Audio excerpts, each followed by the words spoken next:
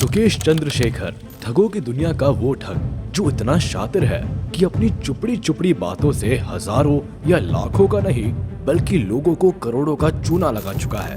इसकी ठगी का आलम यह रहा है कि तिहाड़ जेल से भी 200 करोड़ की वसूली कर डाली, वही जिससे दोस्ती की उसकी झोली तोहफों से भर डाली। यही वजह है आज सुकेश की दोस्ती जैकलीन फर्नांडिस से लेकर नोरा फतेही तक के गले की फांसी बनी हुई है। लेकिन बहुत कम लोग जानते हैं कि सुकेश जरायम की दुनिया में कैसे और क्यों आया और आज तक उसने कौन कौन से कांड किए। तो चलिए आज के वीडियो में हम आपको सुकेश का पूरा इतिहास बताते हैं। सुकेश चंद्रशेखर आज की तारीख का वो ठग है जिसके कारनामे किसी से छिपे नहीं हैं। न्यूज चैनल से लेकर सोशल मीडिया पर इसके किस्से और तस्वीरें हर दिन नई नई कहानियां पेश कर रहे हैं। सुकेश के कारनामों से कई थानों में रजिस्टर भरे पड़े हैं, लेकिन सिर्फ थाने अलग है, जुर्म और ठगी के तरीके लगभग एक से है। दरअसल कर्नाटक के बेंगलुरु से आने वाले सुकेश को अय्याश जिंदगी जीने के शौक ने शातिर ठग बनाया। यही वजह रही कि जवानी की दहलीज पर कदम रखते ही वो ठगी करने लगा। कहा जाता है कि सुकेश जिस स्कूल में था वो बहुत हाई फाई था। सुकेश के पिता उसे स्कूटर से छोड़ते थे, जबकि उसके दोस्त महंगी कारों से स्कूल आते थे। ऐसे में 10वीं के बाद सुकेश ने स्कूल छोड़ दिया और 17 साल की उम्र में ही क्राइम की दुनिया में एंट्री ले ली। वही सुकेश पहली बार तब पुलिस के हत्थे चढ़ा जब उसने कर्नाटक के पूर्व मुख्यमंत्री HD कुमारस्वामी के बेटे का दोस्त बनकर एक परिवार को 1.14 करोड़ का चूना लगा दिया। इस पैसों से उसने पार्टी की, महंगी कारें, घड़ियां, सेलफोन खरीदे, एक 50 इंच का LCD टेलीविजन, गोल्ड ज्वेलरी और महंगे कपड़े भी खरीदे, जिसका नतीजा ये हुआ कि 2005 में इसे पहली बार जेल की हवा खानी पड़ी। लेकिन इस कांड के बाद तो मानो सुकेश का जिगरा और बड़ा हो गया। उसके हौसले पस्त होने के बजाय और बुलंद हो गए और 2007 के बाद वो बेंगलुरु से बाहर देखने लगा, ठिकाने बदलता चला गया और ठगी करता चला गया। ये ज्यादातर अमीर लोगों को अपना शिकार बनाता, कभी खुद को किसी मंत्री या प्रभावशाली आदमी से जुड़ा होने का दिखावा करता, तो कभी मीठी मीठी बातों से लाखों करोड़ों रुपए लेकर फरार हो जाता। एक रिपोर्ट के अनुसार इसने एक नेता का रिश्तेदार होने का ढोंग करते हुए 100 से ज्यादा लोगों को 75 करोड़ रुपए का चूना लगा दिया। ये खुद को ताकतवर नामों से जुड़ा हुआ बताता और टारगेट्स को भरोसे में लेता। कभी M करुणानिधि का पोता बनकर लोगों को ठगता, तो कभी कर्नाटक के पूर्व मंत्री करुणाकर रेड्डी का सहयोगी बनकर। यहाँ तक कि BS येदियुरप्पा का सचिव होने का नाटक भी इसकी धोखेबाजी में बहुत काम आया है। यही वजह रही कि 31 साल की उम्र में ही चंद्रशेखर के खिलाफ देश भर में 20 से ज्यादा मामले दर्ज है। वैसे जिस वक्त सुकेश जुर्म की दुनिया में नाम बना रहा था, उसी दौरान उसकी मुलाकात 2010 में मॉडल और एक्ट्रेस लीना पॉल से हुई। लीना वही अभिनेत्री है जिन्हें फिल्म मद्रास कैफे में भी देखा जा चुका है। यूं तो सुकेश ने लीना को फिल्म के बहाने बुलाया था, लेकिन जब तक लीना को यह एहसास हुआ कि कोई फिल्म नहीं है, तब तक दोनों काफी करीब आ गए और दोनों के बीच प्यार पनपने लगा। यही से सुकेश की बॉलीवुड में भी एंट्री हुई। अब लोगों को ठगने में लीना भी सुकेश का साथ देने लगी थी। लेकिन पुलिस ने 2013 में चेन्नई के कैनरा बैंक को ठगने के आरोप में चंद्रशेखर और लीना मारिया पॉल को गिरफ्तार कर लिया था। चंद्रशेखर ने खुद को एक IAS अधिकारी और लीना को सहयोगी बताकर बैंक को करोड़ों का धोखा दिया था। हालांकि दोनों की बाद में जमानत हो गई।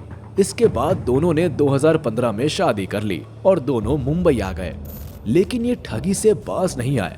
यहाँ इन्होंने फर्जी स्कीम के जरिए 450 से भी ज्यादा लोगों से 19.5 करोड़ रुपए ठगे, जिसके बाद CBI ने दोनों के खिलाफ केस दर्ज किया।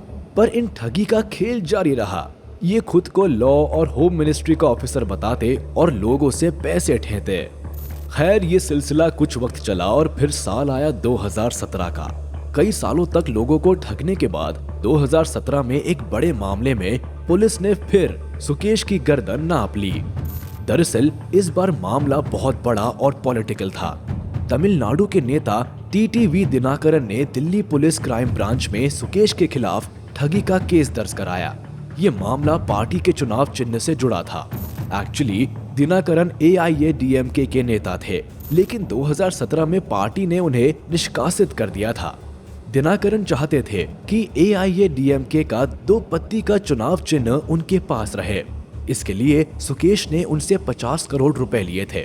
सुकेश ने दिनाकरन को बताया था कि वे चुनाव आयोग के एक वरिष्ठ अधिकारी को जानते हैं जो इस काम को करा सकता है। केस दर्ज होने के बाद अप्रैल 2017 में ही दिल्ली पुलिस की क्राइम ब्रांच ने सुकेश को गिरफ्तार करके जेल भेज दिया, लेकिन सुकेश अभी भी नहीं माना। उसने जेल अधिकारियों और कैदियों के साथ सांठगांठ कर जेल से ही ठगी का नेटवर्क ऑपरेट करना शुरू कर दिया। वही तिहाड़ जेल में रहने के दौरान सुकेश ने रैनबैक्सी के पूर्व प्रमोटर शिविंदर सिंह और मालविंदर सिंह को जेल के बाहर निकलवाने का झांसा दिया। इसके लिए उसने इनकी पत्नियों से 200 करोड़ से ज्यादा की पेशकश की और खुद को कभी PM ऑफिस का तो कभी गृह मंत्रालय से जुड़ा अधिकारी बताया।